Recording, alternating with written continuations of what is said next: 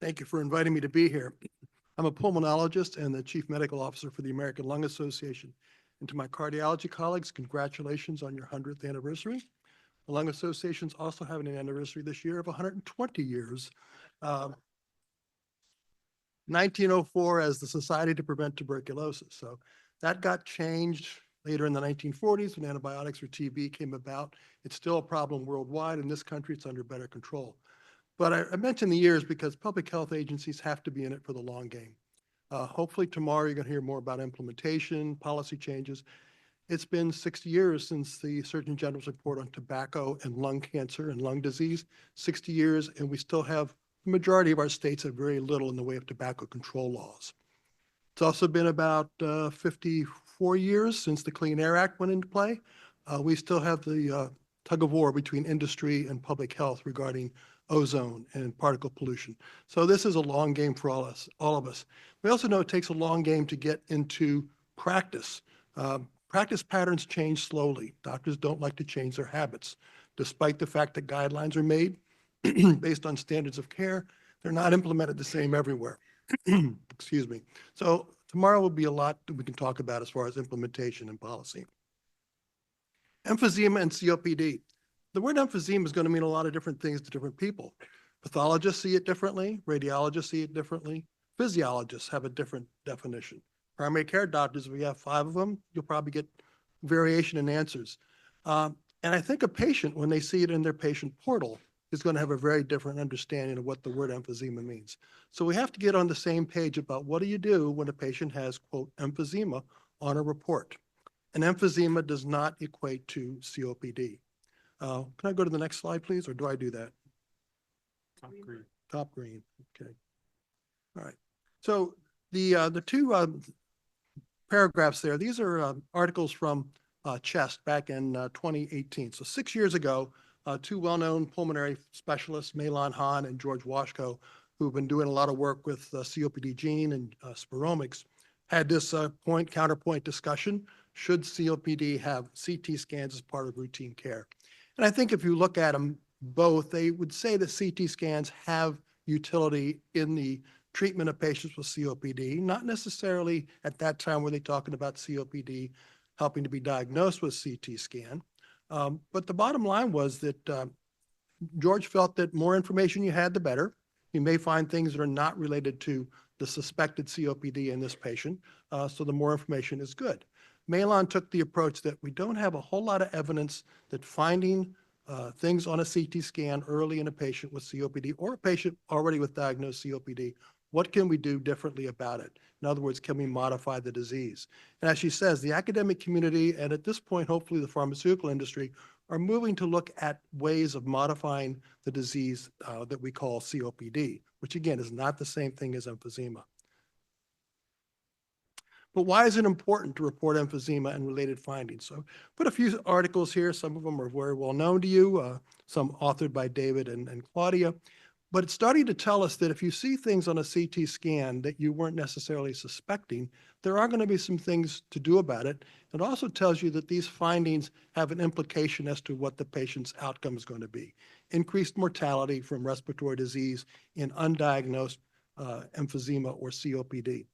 And if these scans can at least lead the primary care doctor to getting pulmonary function studies in patients, it may improve the fact that of the 12 to 15 million patients with COPD in this country, there's another 12 to 15 million who are not diagnosed with COPD, which means they're not getting the recommendations to be on guideline-directed therapy. They're not getting the smoking cessation effects that they should be getting. They're not doing the exercise they should be getting. And I'm going to mention an article later on where simple things such as identifying the COPD and acting early can make a difference in quality of life. And modifying the disease, this is a definition from, I think, NIH in 2009, really just means slowing down the process. It'd be nice if you could reverse it, but slowing it down, stabilizing it, and improving the functional status of the diseased patient. And most of the drugs we have now over the last 40 years are symptom-controlled inhalers. Most of them help the patient get through the day. They don't necessarily slow down the progress of the disease.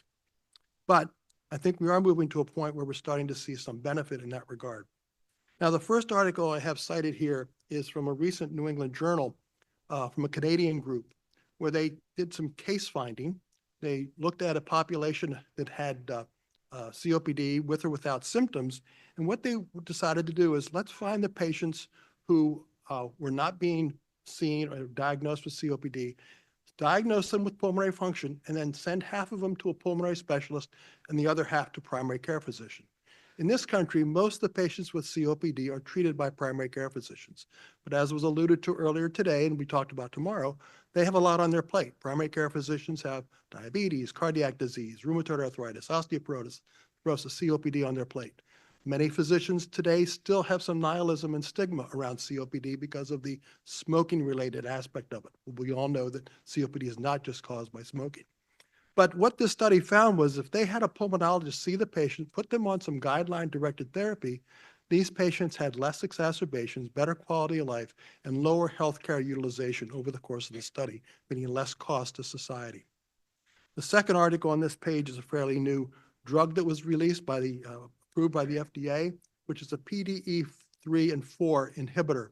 Now, this goes to the point that COPD is an inflammatory disease. Mentioned it earlier today in cardiology. Almost everything in our body that's a disease has to do with, in some way, with inflammation, including cancer. The tumor microbiome has a lot of immunology involved with it. So this is a drug that is now slowing down the inflammation in these patients and improving the quality of life. And I think we need to continue down this road of trying to improve the disease-modifying process. There's a study, this top one is being conducted by the American Lung Association's ACRC, or Airway Centers for Respiratory Control, Research Control. And what they're doing is putting several different drugs through a study to see if they modify the disease process of emphysema. The last article on this page is looking at all the biologic drugs that can be potentially developed and have targets. And this is my last slide, which looks complicated, but what it's just trying to show you that the milieu of cytokines, molecules, cells that are playing a role in COPD all could be potential targets to nip this in the bud. So if we find a patient that has emphysema reported on the CT scan, they can at least be told the essential 8s that was mentioned earlier today, get off their cigarettes, stay healthy. They should at least get pulmonary functions done if they haven't had them done. If they're diagnosed with COPD, they go down the road of getting standard guideline therapy directed preferably by a pulmonologist if the PCP doesn't have the time to do it. And with that, I will stop. Thank you.